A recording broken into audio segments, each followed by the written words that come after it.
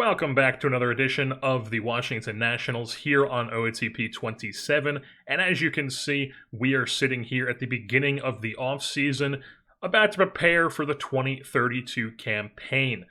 I just watched the college baseball regional selection show.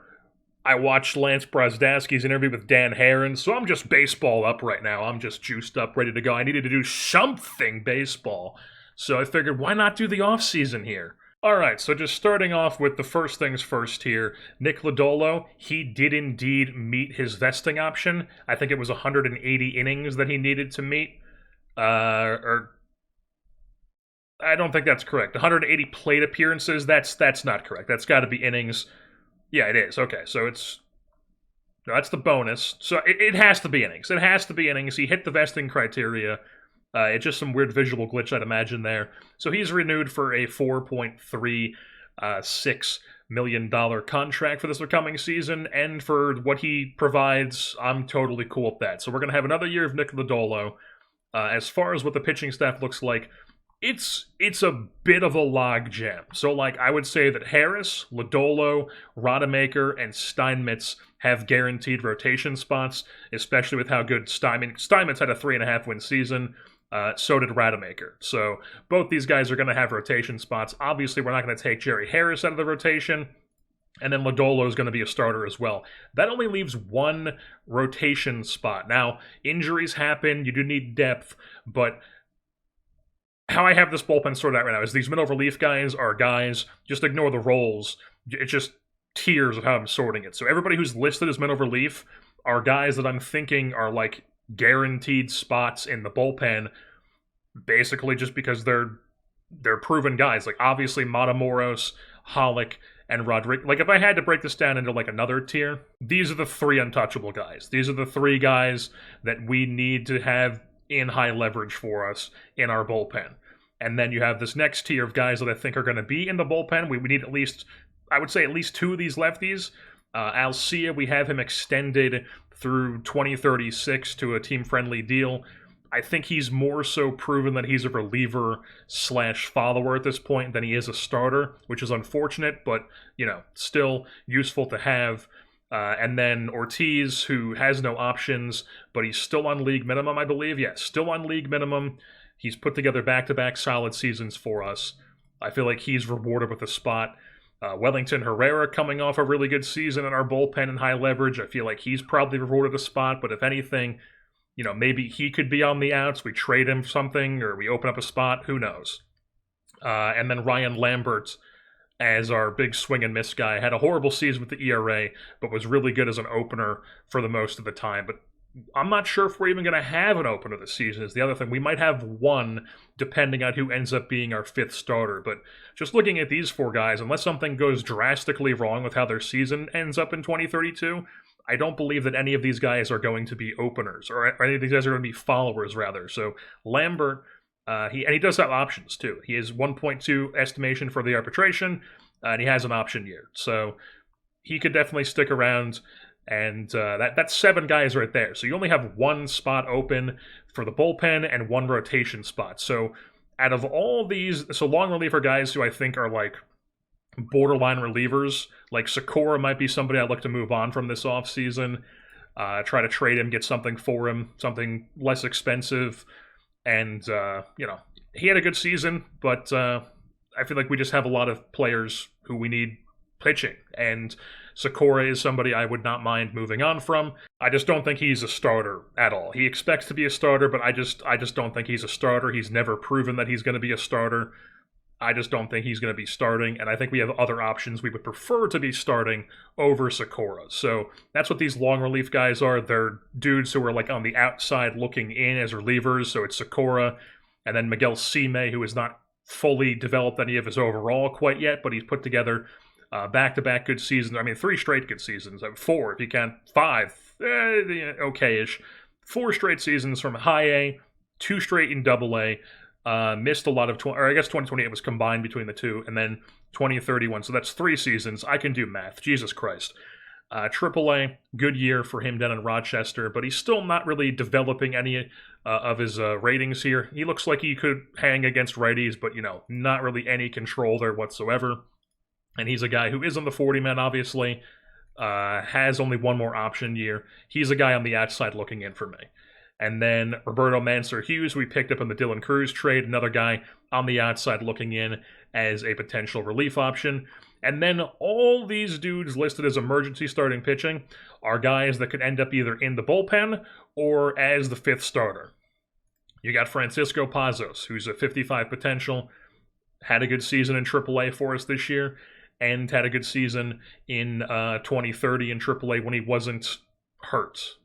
I guess he spent a good time in the big leagues, was like okay-ish as a reliever, not really anything too great though, and then this year was pretty much he was in AAA in the rotation the whole time, but he has had some injury problems. You can see here he's down to fragile, 2031, lots of injuries, a lot of mild stuff, but nagging stuff that makes him fragile. So he's had a lot of abdominal strains in his career. That's interesting, but he's an option. There's Brian Flory, who we called up at the end of in 2031.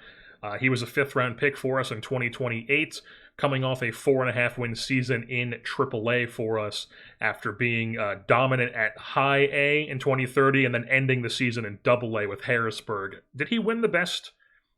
He finished third in the Outstanding Pitcher Award in the South Atlantic League in 2030, and then he won it here in 2031 in the International League with AAA. So Flory, definitely somebody who could end up being a starter for us this season. He could be that 5th starter spot, 50 overall, 60 potential. Then we've also got Alex Rouse. How long has this guy been kicking around waiting for a chance at the rotation? He's still only 23, only has 139 days of service time. He was really, really good as a reliever for us this past season. So he could end up in the rotation, he could end up in the bullpen. He only expects to be in the bullpen at the moment, but that could change as we progress with the offseason and see how things shake out. And then there's Ben Gardenhire, lefty, horrible showing in the big leagues this past season in 37 1/3 innings, was not good in the bullpen or the rotation. I think we tried him as a follower and as a starter, was not good in either of them, give up way too many home runs, even as a guy with 70 home runs allowed. Walked way too many guys, honestly, for a guy with this sort of profile. We need this control to start really filling in. I mean, look at these percentile rankings. Just unplayable. And then he was in AAA and was like, okay. Looks like he split some time between the rotation and the bullpen. Had a decent FIP, slightly worse than league average ERA.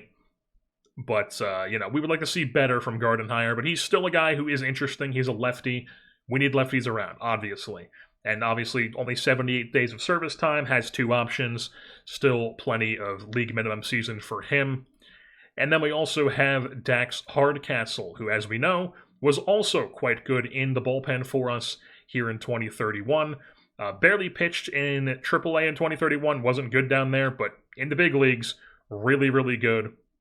Good percentile rankings. He expects to be starting, 12th round pick from 2026, our first draft in this series.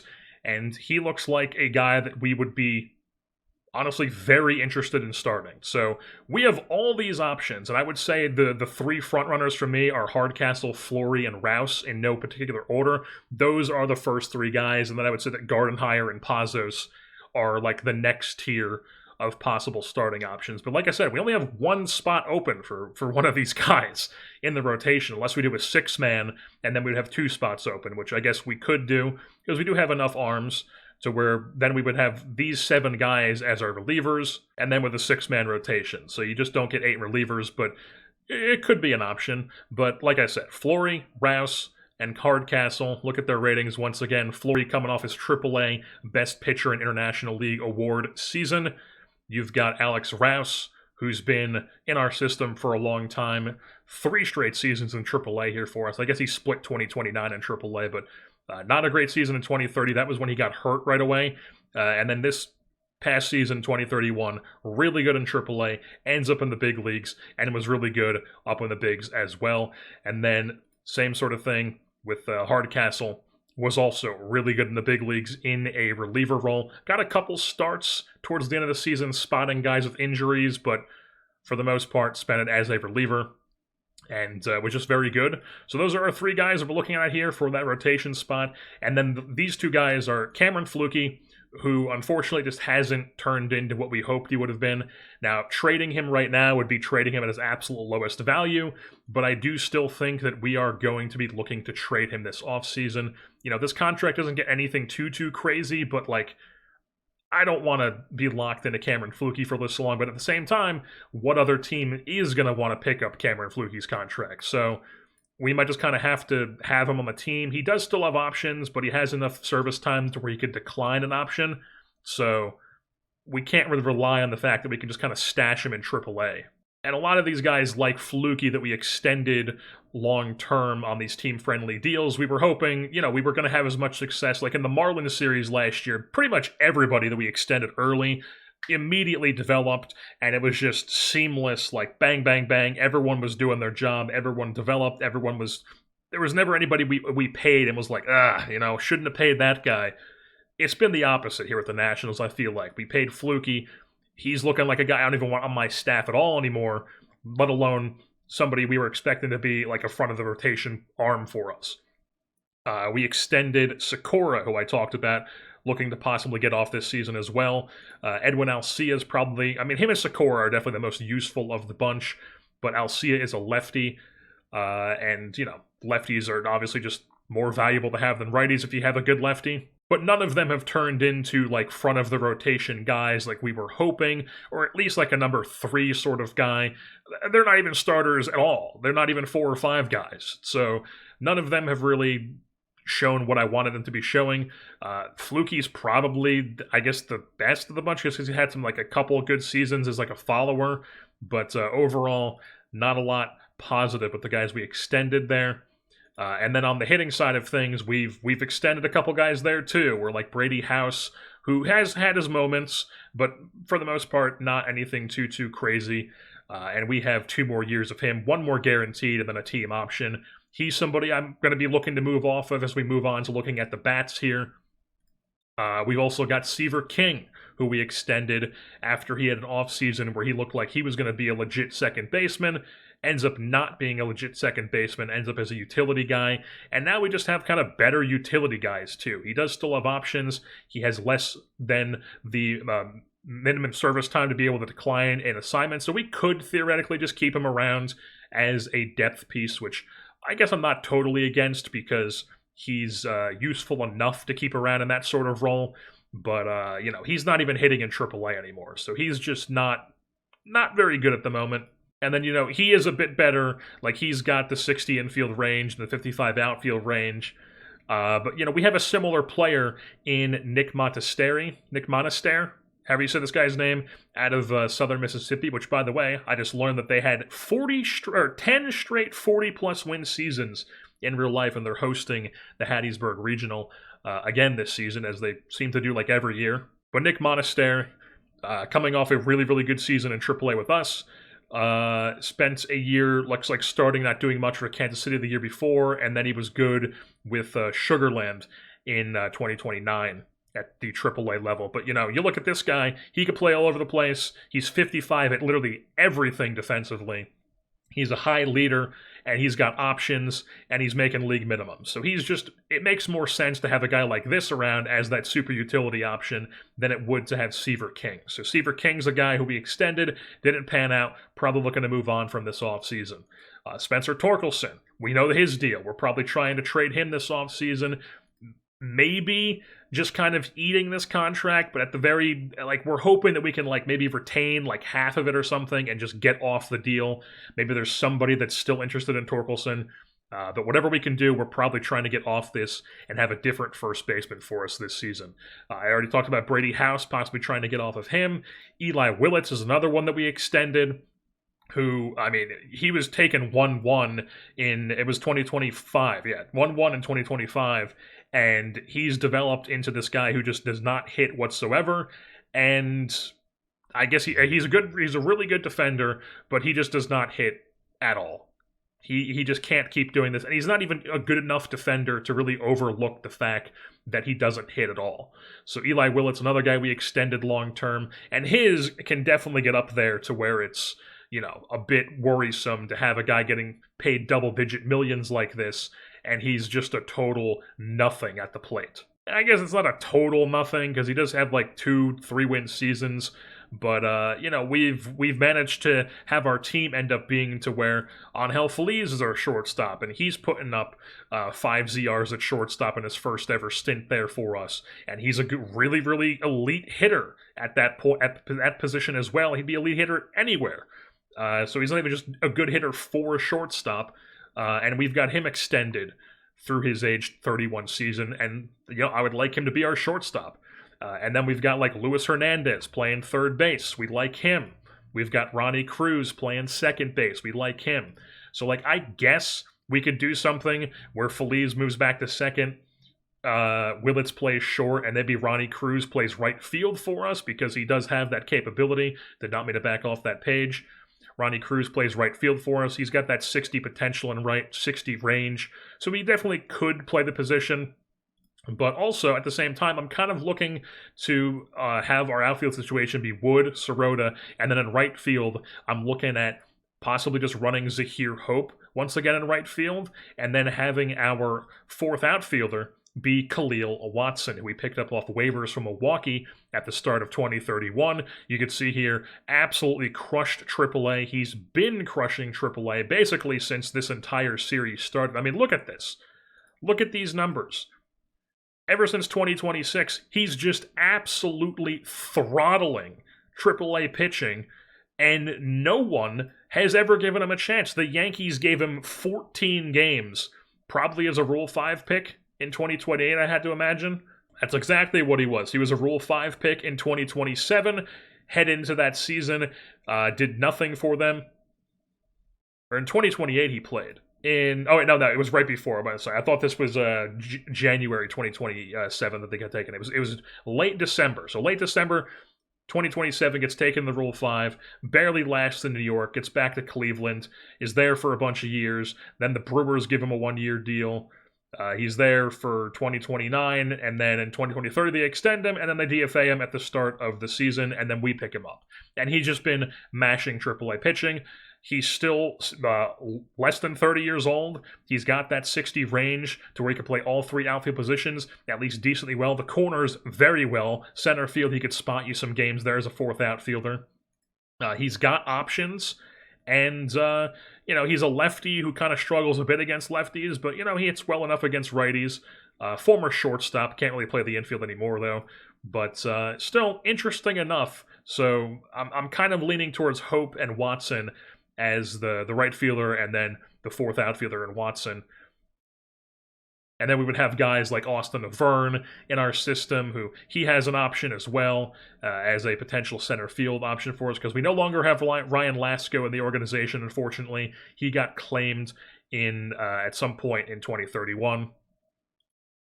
But the point of the conversation is here, I don't really want to move Cruz to right field and then have Feliz move back to second base and Willits play short. I would rather just kind of see if we can move off Eli Willits and, maybe somebody else is like, hey, I'm fine with a 2-3 win player who's like a below league average bat, who's going to hurt me offensively, but is going to play some good enough defense. So, he is coming off the worst season of his career here, spending a lot of it in AAA for us. So it would definitely be trading him at his lowest value, but if we can find a trading partner here for him, I'm definitely open to doing that this offseason. So lots of guys we're trying to move off of, kind of move in a new direction. Right field as Hope and Watson, or maybe Hope ends up as the fourth outfielder, Watson ends up back in AAA for us again. And we bring in a different right fielder, because one thing that I was kind of looking at with our lineup is maybe, I'm not a big like old school thinking guy. We all know this. I'm a big analytics guy. I watch Lance Brozdowski. I'm in tune with like the very forward thinking sort of like pitching and hitting and all the analytic stuff. And it is kind of like an old school way of thinking to be like, we're too reliant on the 3-run home run, which is something that my teams usually aren't. Usually we don't have enough power in my OOTP teams. But for whatever reason, the way this team is shooken out rather, is that I feel like we just have not enough contact, but like also like Harry Ford should have plenty of contact. Ronnie Cruz should have plenty of contact. Luis Hernandez should have plenty of contact. Feliz, maybe, he should have plenty of contact. James Wood, he's going to strike out a bit, but he should have plenty of contact. Mike Sirota, I think he's he's probably a bit more 3-run home run reliant. Jerry Harris, offensively, he should be putting the ball in play a decent amount. So, I'm like, maybe we just don't have enough guys putting the ball in the play, enough contact guys, and we're just too reliant on the 3-run home run. So if we could get like a right fielder that's just like elite bat to ball skills, maybe that's something that would be interesting. But I think we're probably just going to end up leaning towards having Hope in right field again, and then Watson as the 4th outfielder. And then we'll probably have Jet Williams as the backup infielder. And then Dylan O'Ray, maybe we look to trade him because he has no options, and I just don't think he's going to end up with a spot on our roster. Or maybe Dylan O'Ray is somebody. He's got 65 outfield range, wouldn't really want 45 arm in right field, but maybe James Wood. We put him in right field. He's got that boost to his range and his arm. Maybe he learns right field in spring training. He plays right, and then we have Dylan O'Ray in left field as this like high eye, put ball in play sort of guy. Maybe that's something we could do. Possibly. He would have to learn the position in spring training, but it's something we could do. And then first base, not really sure what first base is going to look like this season because we are looking to move on from Spencer Torkelson because he's just been horrible. We need pop at that position. We need a hitter. You can't be playing first base, being a terrible defender, and also being a terrible hitter. And then, even if you are a terrible defender, even if you were a good defender and a horrible hitter, I would not want you on the team because you're playing first base. So, I guess theoretically we could keep somebody like Brady House and he could play first base for us as just like a home run or nothing sort of player, but do we want to do that? He is a leader. He'd probably be he put up a 4 ZR in only 81 games at first base for us this season. He was a Gold Glover at third base in 2028. Could probably still win a Gold Glove at that position, but he'd be the best defensive. He'd be like Mark Teixeira at first base. Unfortunately, a lot of our guys that we had in the system that we thought could be first basemen for us, they've kind of fizzled out and they've just kind of stalled out, and they're not really options for us anymore. Like Fernando Olvera, he's just been in AA. He's fizzled out. He no longer looks like a dude at all anymore. Mark Lund is up in AA. He's had back-to-back good seasons in AA, but with really good percentile rankings, but he's only a 40, and he's very, very much home run or nothing. Also, Pepperdine. I just listened to the Brozdowski interview with Dan Herron. Dan Herron, he's a Pepperdine guy. This guy is interesting to me. Italian international free agent signing we had in 2028.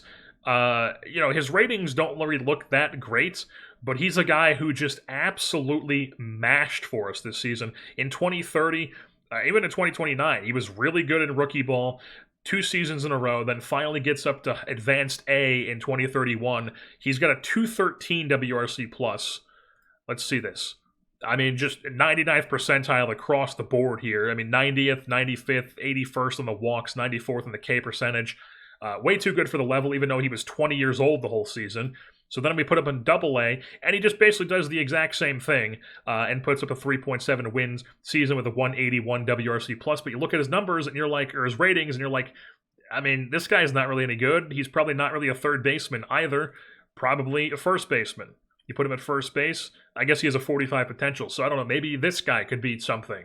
Wouldn't really be my first choice, but he's interesting enough, I guess. Or if you remember Ethan Petrie, unfortunately, he has not developed into what we would have liked. He's 27 now, and he's just kind of stalled out. Even when we called him up to AAA, he's been stalled out for multiple years. This isn't like a new development. That's why you haven't heard me mention Ethan Petrie's name in a few off seasons, because he's just not that dude anymore. Technically, we still do have James Tibbs in the organization as a high leader, really good personality class guy. Split time with a lot of other players at first here. Hasn't ever really, I guess he had one okay season where he barely played in 2028. That's a split between us and Oklahoma. Okay, so ever since he's come over to here, he's never really had a great season in AAA. He's 29 at this point.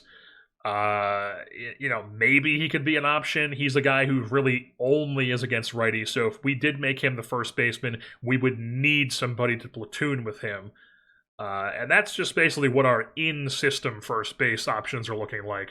Some other guys coming up the system here. We've got Wilkin Tamariz, who was an international free agent signing in 2027 out of Cuba.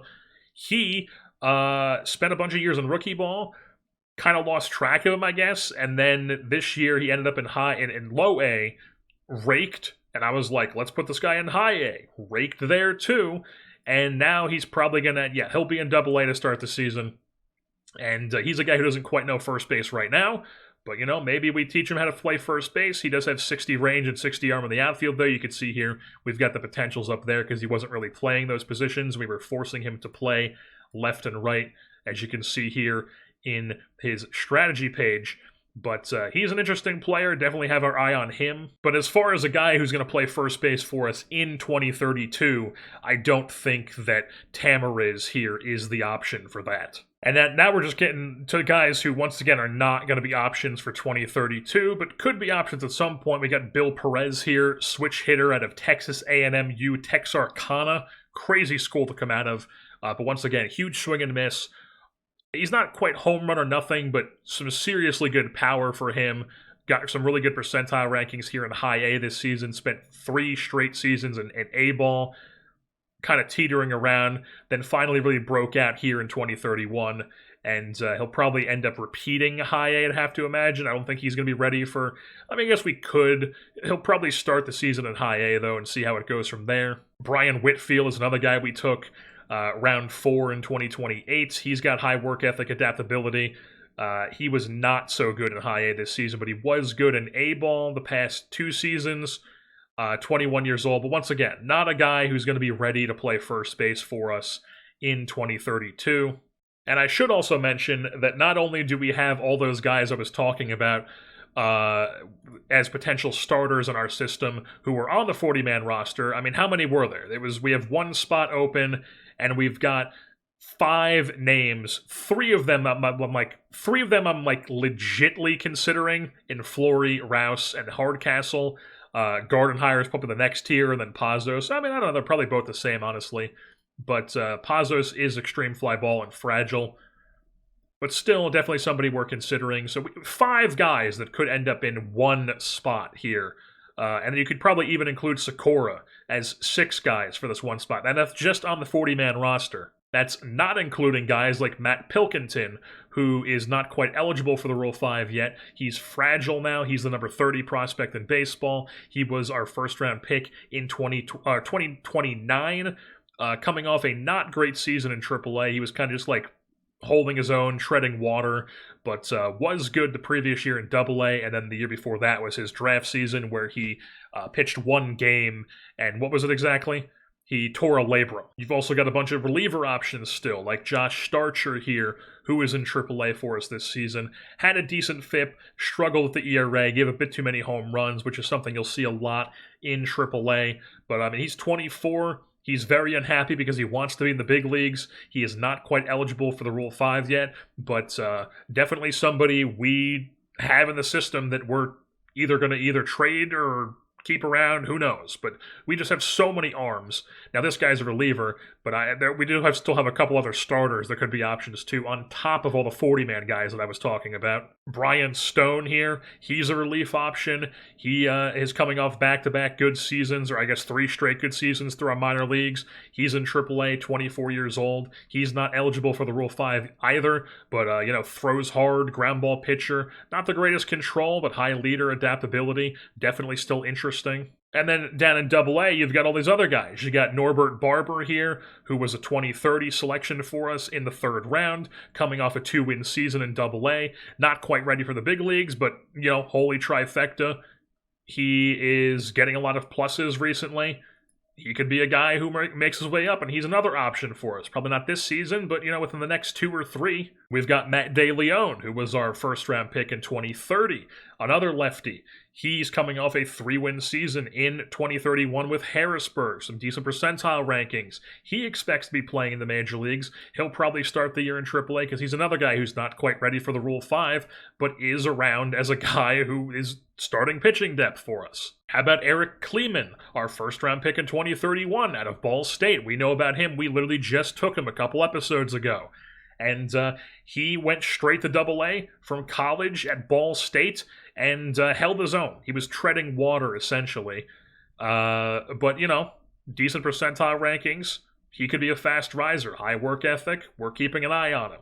Our man Josh Yorkin, he's the guy who's going to have to be added to the 40-man roster. He is eligible, so we're going to have to clear it a spot at some point and move this guy to the 40-man. He's been in Double-A back-to-back seasons, putting up good numbers, dominated High A in 2029. He'll probably be in Triple-A if he's not on the big league staff this season, and see how he does there. But Josh Yorkin, we know he's had some successes with scouting. It looks like this season he went down a little bit.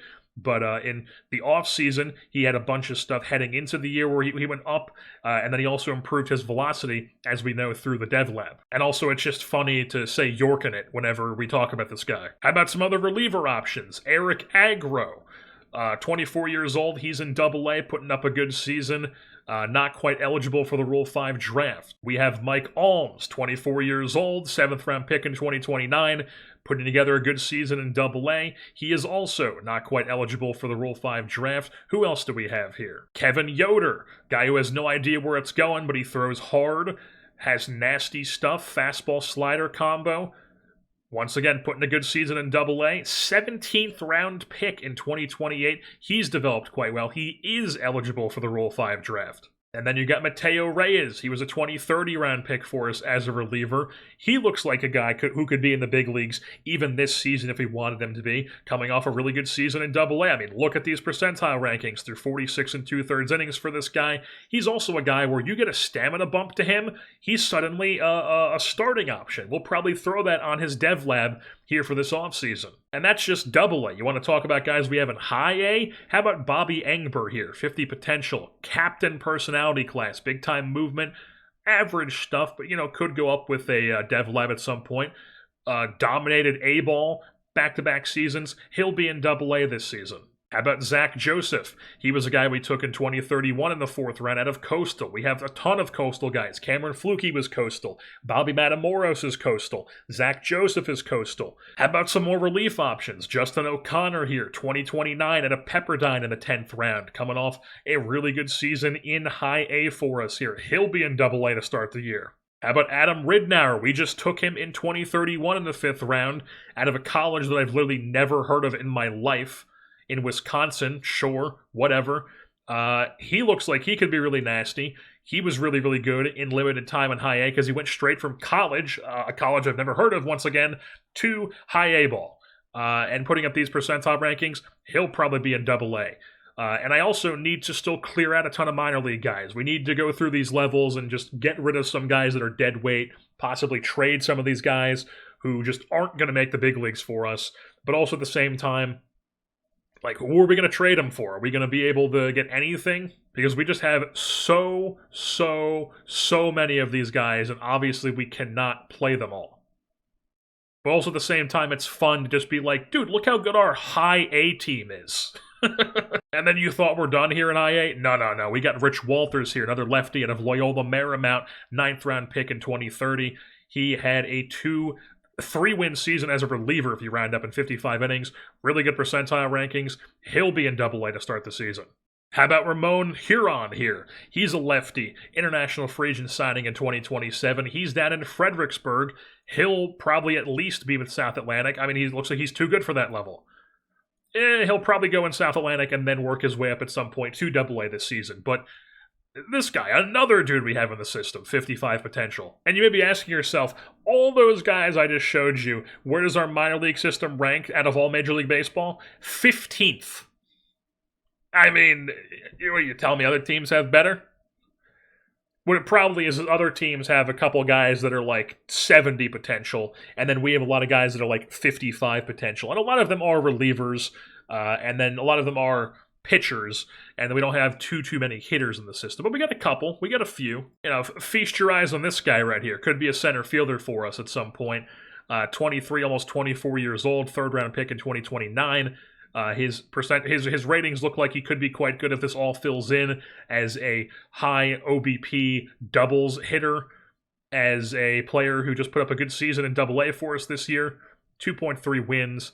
and put together a 6 ZR in center field in 70 games. How about Melvin Jimenez here? He was an 11th round pick in 2027. Unfortunately is fragile because he's had a lot of nagging stuff. I guess he did tear his ACL in 2029.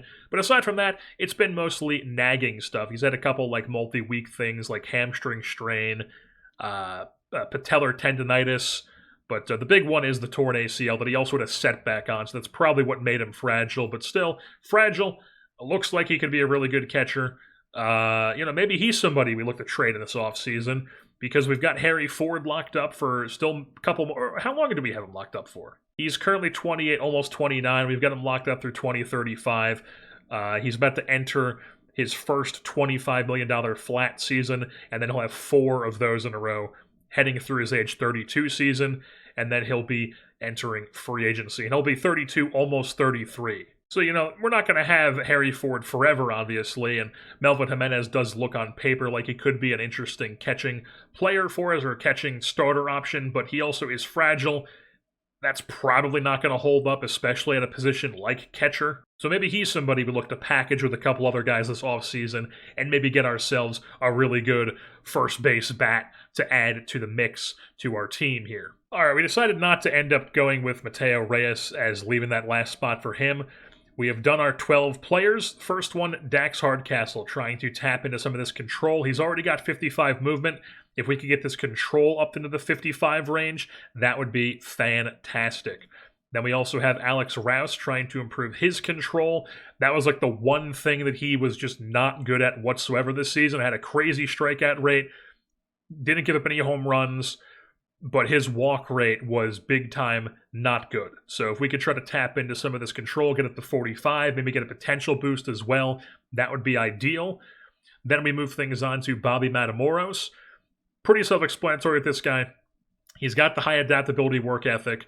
If we can just get a stamina boost on him to maybe make him a bit more viable as a stopper, that would be fantastic. Otherwise, he's just purely a single inning guy. But if we can get a stamina boost, I would love that. Obviously, it's a very, very hard program, but we're going for it. And then Nick Monastery, he has some potential here in his eye. He's got that adaptability work ethic. We're going to see if we can tap into that and make him a bit more useful of a hitter on top of the fact that he's already a useful hitter to have as like a bench player on the team. Then Angel Feliz, trying to make him even better. He's got some potential here in a Void K. If we could possibly cut down on the strikeout rate, make him put the ball in play a bit more often, while also still having this gap power, and eye. I mean, MVP type ceiling. I mean, that's what we're talking about with Angel Feliz, if he can turn into that type of player. So yeah, we're trying to do that. And then Francisco Pazos, he's fragile. We like his possible... Honestly, now that I'm looking at this more, he's about to be 26. This is probably lying to me with the fact that this might fill in. Probably lying. He's probably going to drop down.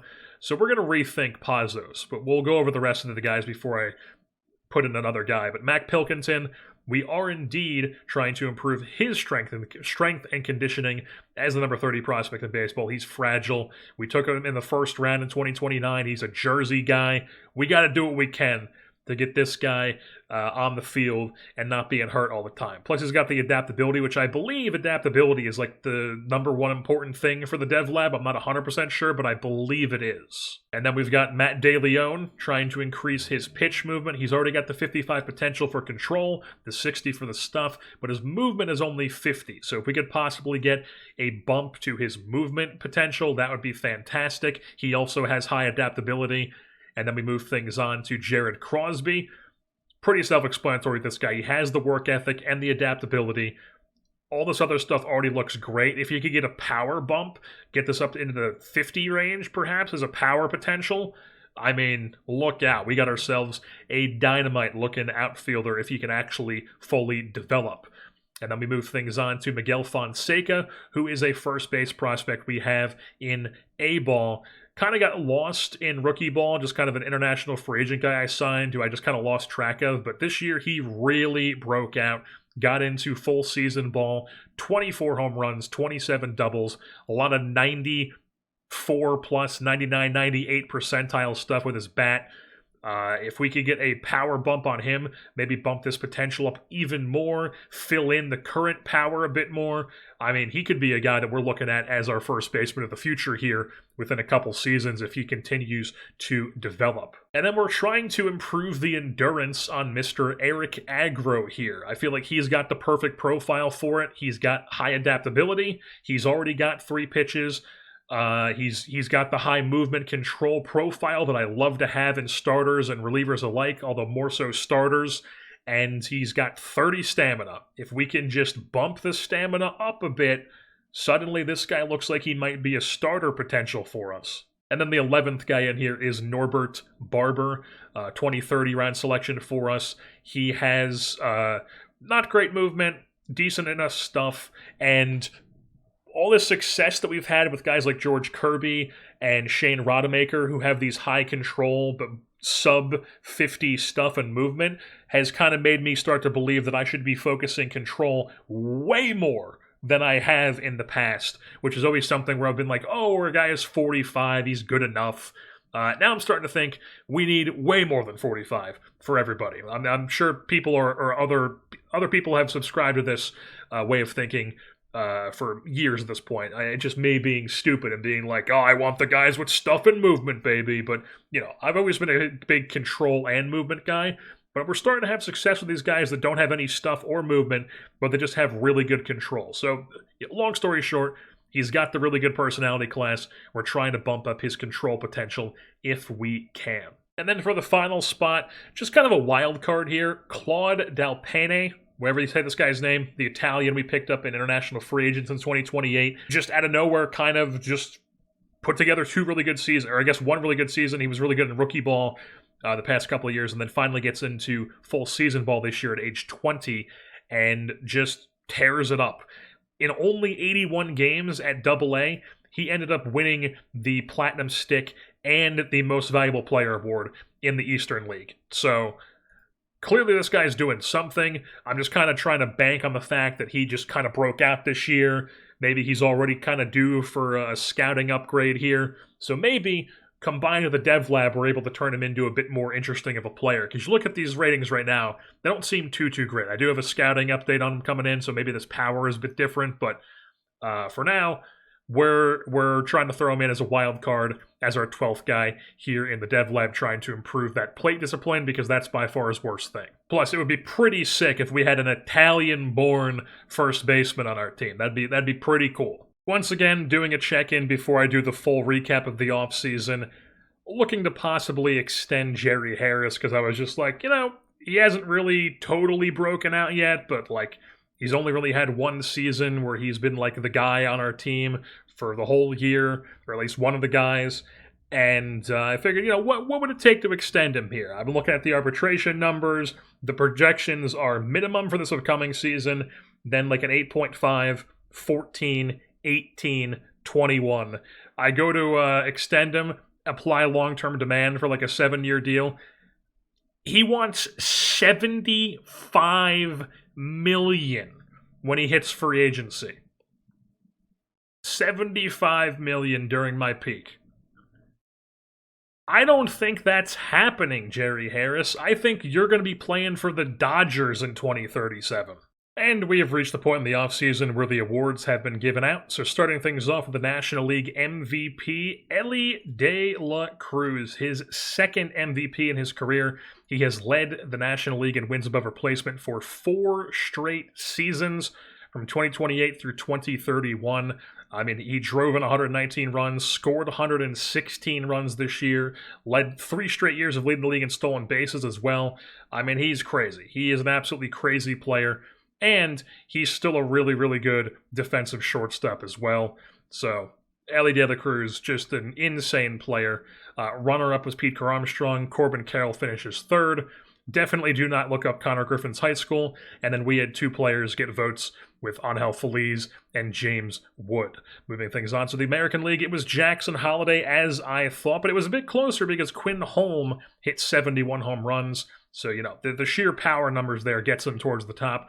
Also, the Rangers, I've noticed, have a ton ton of dudes who hit for power. Jackson Holliday, though, does get the MVP here with his 8-win season, best of his career by far. I mean, basically doubled his win total from last year to this year, 4.5 to 8, 178 at WRC plus. I mean, he's been really, really good, but this is the first time where he's taken a huge jump. Goes from 26 to 41 home runs here in 2031 at the age of 27. Now, the one knock on him is that he is a terrible defender at second base. You'd think it'd be a little bit better with 60 range, but he only has 50 turn DP, so Jackson Holliday might be looking like a first baseman here for the Orioles in the future. And then the National League Cy Young, Paul Skeens runs away with the award in the National League. Jose Rodriguez actually got some Cy Young votes as a reliever, which is pretty crazy stuff. Skeens here, they've actually extended him. $47.5 million flat, just AAV the whole time through 2035. Hefty contract, and the Pirates actually paid it, and Paul Skeens has been good to them because he has just been very, very good, very steady all these years, and it looks like 2027 he missed the whole year. End of 2026, had a ruptured UCL, missed the majority of 2027. So aside from 2027, he's been absolutely insane. And then over on the American League side of things, you've got Luis Morales of the Chicago White Sox here, the 29-year-old who they picked up in a trade from the Athletics in 2027, leading the league with a 2.08 ERA, and that's enough to get him the Cy Young Award. Behind him is Robbie Snelling of the Minnesota Twins. I mean, they had him as a runner-up on this. They've got a bunch of really good bats, and somehow they were sub-500 on the season. The Rookie of the Year in the National League was Donovan Marion of the Milwaukee Brewers. Crazy player. Oh, this is the guy who went 1-1. He went 1-1 out of Stony Brook to the Brewers, and he's up in the big leagues now, putting up a 5-win season in his first taste of the bigs. And then over on the American League side of things, you've got Rick Norwine of the Orioles, out of Murray State, 25th overall in 2029, puts together a 4-win season here for the O's. And then behind him was a Japanese man, Mitsuaki Oda, who looks like he was a guy who came over from the quote-unquote NPB, the way I have it set up. And, big-time bat, insane gap power, insane speed, very fun player. This is the type of player that I would like to have, but we were not able to bring him in because when he was hitting free agency, we were still in our cash-strapped era. And then moving things on to the Silver Sluggers here in the National League, we had one player on the list, and that, of course, was James Wood. He gets himself another Silver Slugger to his collection. I believe that is now two-time Silver Slugger. I think they're back-to-back seasons as well now that he's playing left field every day. And then Angel Feliz does not get the Silver Slugger, obviously, because he has to compete with Elly De La Cruz at the shortstop position. And then the NL Reliever of the Year. 3 people on our staff getting votes for this award. The winner ends up being Jose Rodriguez, who I mentioned also got Cy Young votes. 97 innings pitched for him out of the bullpen. And then we also had Bobby Matamoros, and Wellington Herrera got 1 measly point here on the bottom of the list. But mainly Rodriguez and Matamoros, very, very good seasons for them. Cade Smith was in second, Brian Abreu in fourth. Alrighty, folks, we have reached the part of the offseason where we have done and signed our IFA class. Another small one this season, but I feel like we've gotten 3 really solid players, at least players that I like, all 3 of them 16 years old, the best of the bunch being Jesus Sanchez, a lefty outfielder, definitely more of like a left fielder with a total noodle arm. You know, left field is kind of pushing it, but really interesting bat, 80 grade speed with the good gap power, elite bat-to-ball skills, solid eye with a 40 grade power as well. He has high baseball IQ, and we picked him up for $4.2 million. He was one of the more expensive ones we've gone after in this series.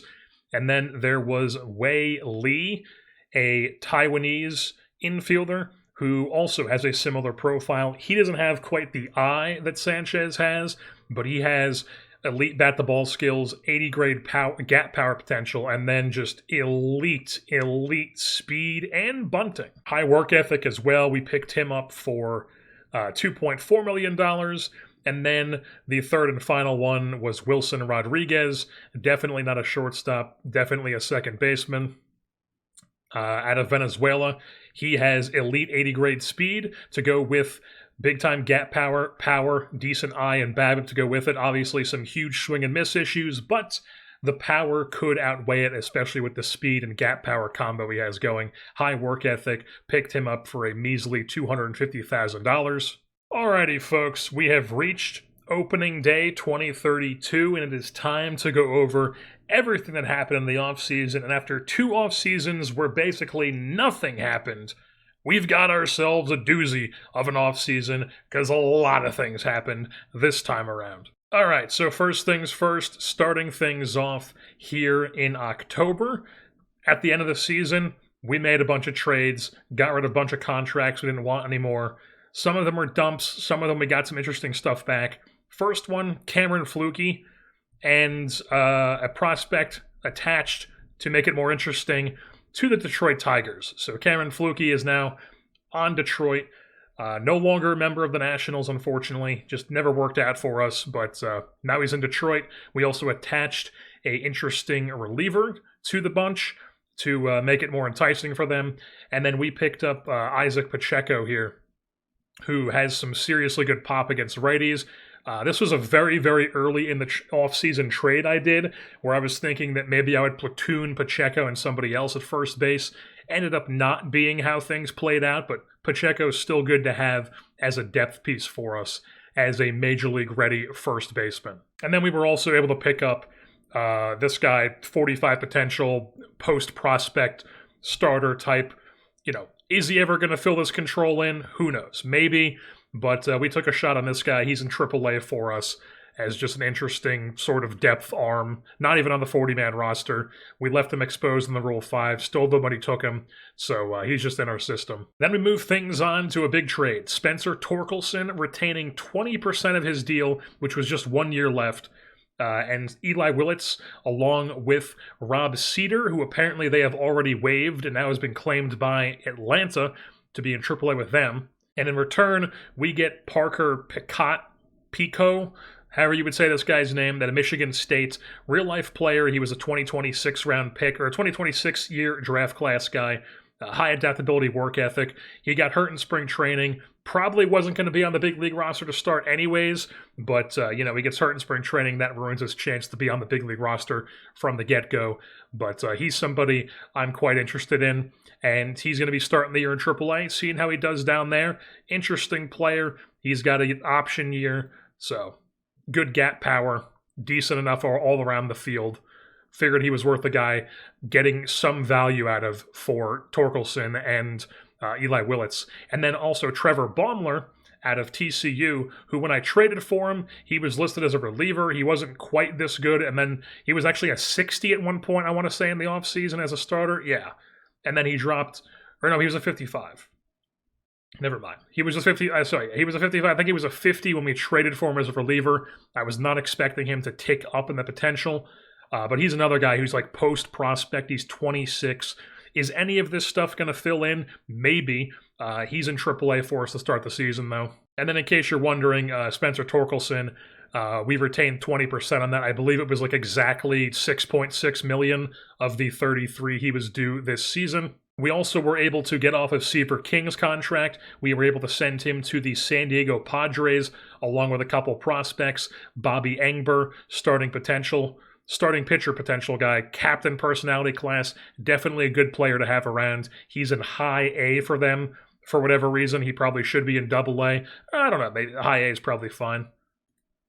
Yeah, maybe high A is fine. He's in the Midwest League now. Yeah, I would probably start him at high A and then call him up double A, but that's not the point. They get this guy. He's going to help them. They were in rebuild mode. He helps them in the future. And then they also get Brian Roby, who could turn into something for them as well. And then in return for those guys, the main piece was Mark Martin here. Is he going to be as good as the NASCAR driver? Who knows? Possibly even better. Probably not, but, Mark Martin was pretty sick. Maybe this Mark Martin's going to be sick for us, too. He's got some seriously interesting-looking bat power, eye, gap power, BABIP, huge swing and miss issues. We are looking at him mainly as a first baseman is what we were looking for him as. Because like I said, we were looking for guys that maybe want to platoon at first base when we were looking for trades at that point. So he's on the big league roster right now. He is playing first base. We'll get more into what his role is on the team once we get to that point of the recap here, but Mark Martin, first baseman, has some potential for some left field, right field as well. And then they were also able to get just this random first base type guy with gap power, post prospect sort of guy, almost 26 years old. They were just exposing him to the Rule 5. They might have not even re-signed him. He might have just been in free agency because teams love just not re-signing these guys. But he's in AAA for us, not on the 40-man. Now we move things on to November, where there was a few extensions done. A few of them were just kind of buying out a year of arbitration for guys like Ryan Lambert, Wellington Herrera, Zahir Hope. But then we also extended a few guys. One of them, or a couple of them being some of our top relievers, in Bobby Matamoros for a 7-year, $89 million extension. He's our closer this season. Like, he is designated as the closer. And because he's a closer, and he's like a traditional closer, he wanted like closer type money. So we have him for $3 million for this season, 8.5, 10.5, 13, 15, and then these are both free agency years at team options of 18.5 and 20.5. You know, if we get to those years and he seems worth it at that price for a reliever, then we can, you know, we can accept those. If not, he'll go into free agency and we'll lose out on Matamoros. But for now, he is a back end of the bullpen absolute weapon for us, coming out of our best bullpen in the National League. And then the other two big-time relievers that were extended, Jose Rodriguez coming off his Reliever of the Year award. He was re-signed or extended, I should say, to a 4-year, $16 million deal. Very, very team-friendly. He's a bit older, though. He's 30 years old this year. $2 million, 3.5, 5, and then a team option for 5.5 at his age 33 season. If he's very good for all 4 of those years, perfect. Absolutely perfect. We'll take it. So he's extended for this contract. And then we also we extended Evan Hollick, the 25-year-old USC man who was also the high-leverage guy. Had a bit of injuries last season, so didn't actually have as good of a season as we would have liked to see. But we're hoping that him, Rodriguez, and Matamoros are able to really put it together this season and be like a 3-headed dragon in the back end of our bullpen here, as he was extended to a 6-year, $32.5 million deal. Very team-friendly. We kept it under $10 million. The highest that gets is $7.5 million through his age 30 season. Love it. And then we were also able to extend a couple starters. The first one, Shane Rademacher. Self-explanatory, folks. He's come in here and he's been our new George Kirby. Why does this guy work? I don't really know, but he does. He's pitching well for us. We reward his back-to-back good seasons after we pick him up out of indie ball, and we give him an extension. 31 years old now, making $3 million, then 5.5, then 7.5, and then once it gets up a little bit more, it's team options for 13.5 and 16. So he's age 34, 35 at that point. If he starts falling off, we can decide to opt out of it. But I'm confident that this profile type, he's not a super hard thrower. He relies on his pinpoint control. I feel like that's probably going to age pretty well for at least 3 seasons. I'm pretty confident that he's going to be a good pitcher for these 3 seasons, the first 3 years of the deal. And then we also went out and extended Dax Hardcastle, who also had a really good offseason as far as progression goes. But we know that he was really, really good for us out of the pen in 2031, and we rewarded him with an extension with the idea that he was going to be the 5th starter, and he is indeed our 5th starter heading into the season this year. 2.5, 5, 7, 7.5, 8, and then a team option for 13. I believe this is the free agency year, his first free agency year. So we get him through his age 30 season, reward him for his solid work in the bullpen for us last season. As you can see, looking quite good. You go to his scouting page, I mean, just look at the amount of positives you're seeing on this scouting page here. And then over the offseason, end of the season, his velo ticks up, gets a movement, current and potential increase.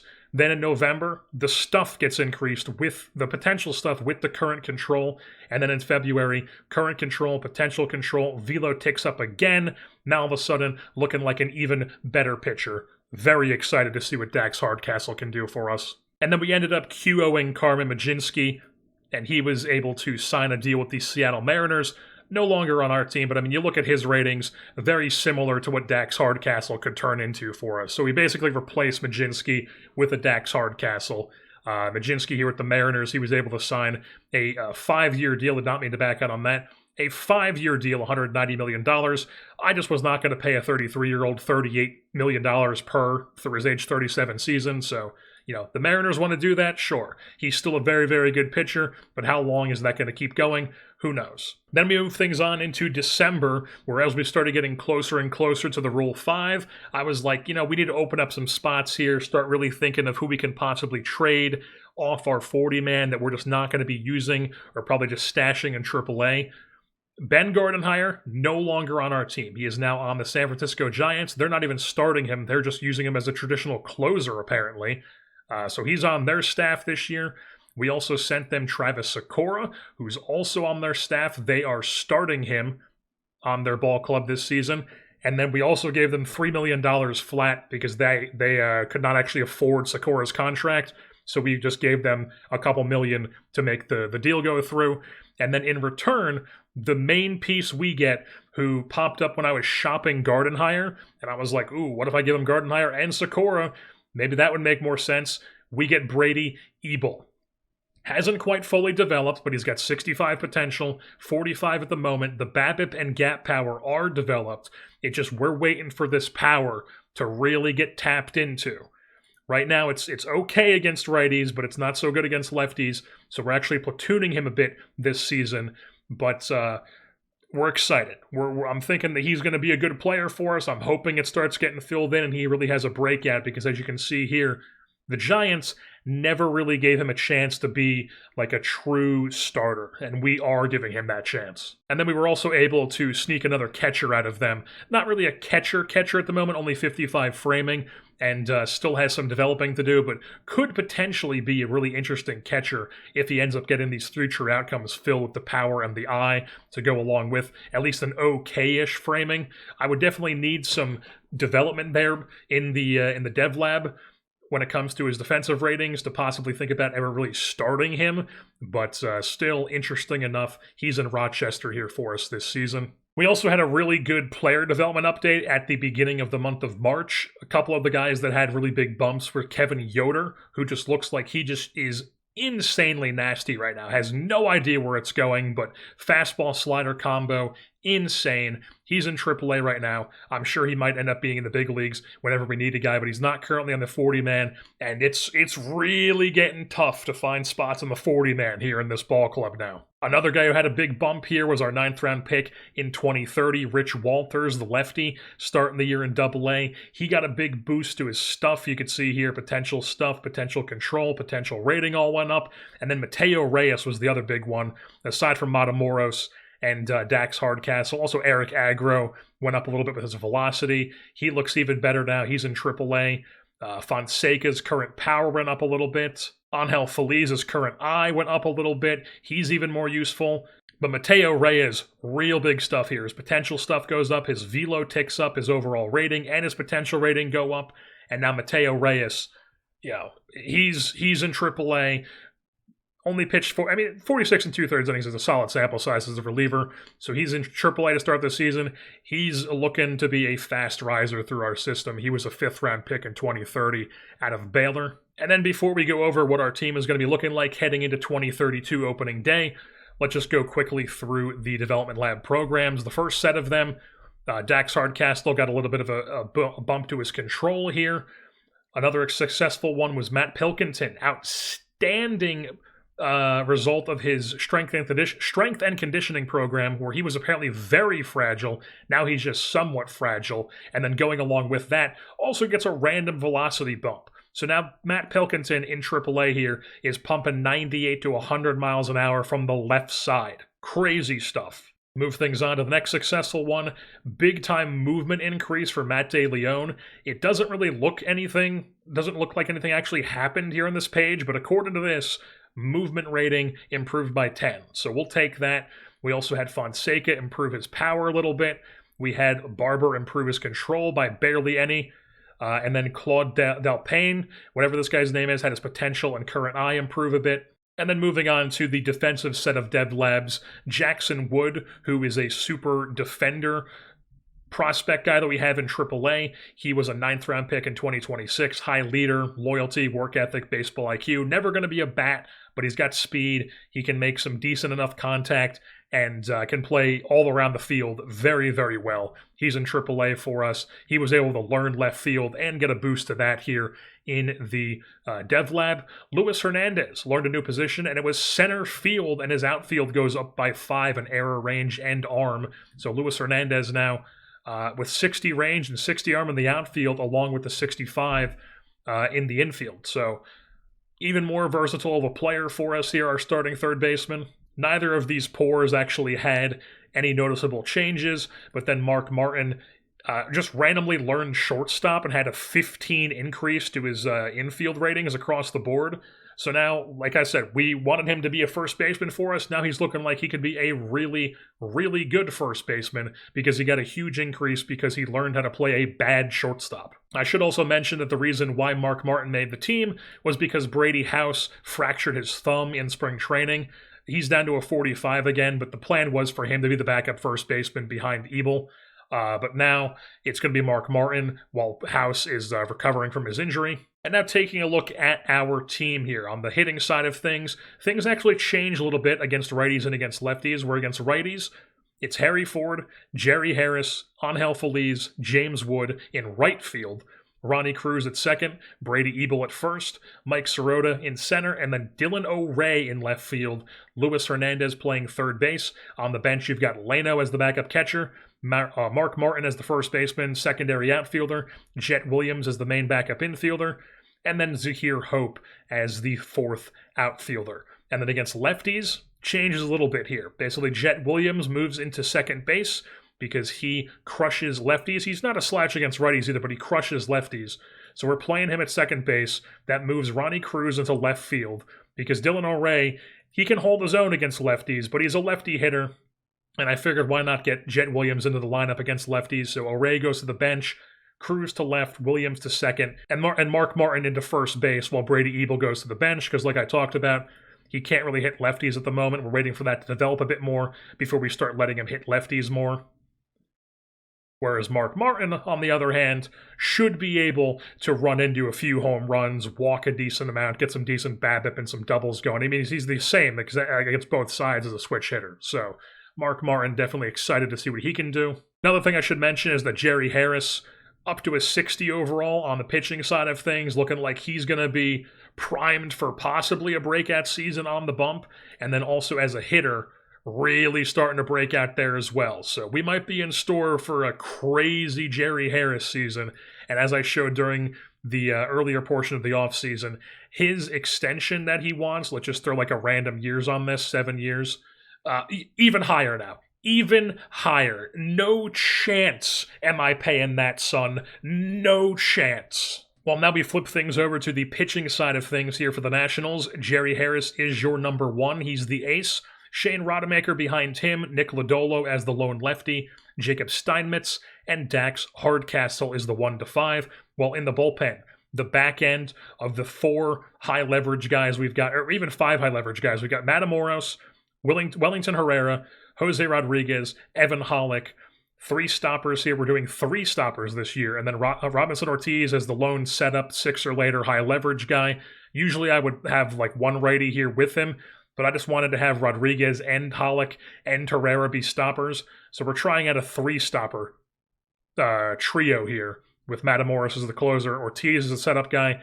And then the next tier, we've got Alcia, Rouse, Miguel Cime Jr. finally getting a chance here in the big leagues.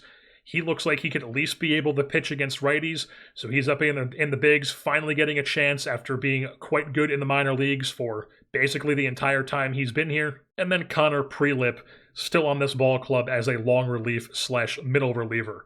So that is what our team is looking like here. Now taking a look at the preseason predictions. In the American League East, the Red Sox and Orioles both predicted to win 90 games, with the Rays and Blue Jays also projected to be above 500, with the Yankees in last place. And then over in the Central, it's the Tigers, White Sox, and Twins all beating up on each other.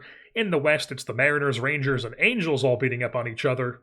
And then over on the National League side of things, they think the Mets are going to win 98 games, and we're going to win 92 and not win the division.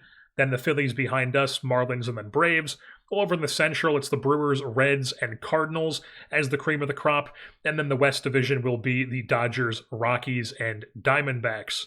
Do we get any respect in the hitters? What did they forget about James Wood? So suddenly they're like, oh, James Wood, Jerry Harris, Angel Feliz, Harry Ford, none of these guys. None of these guys are going to hit well enough at all this year to be a top hitter in the National League.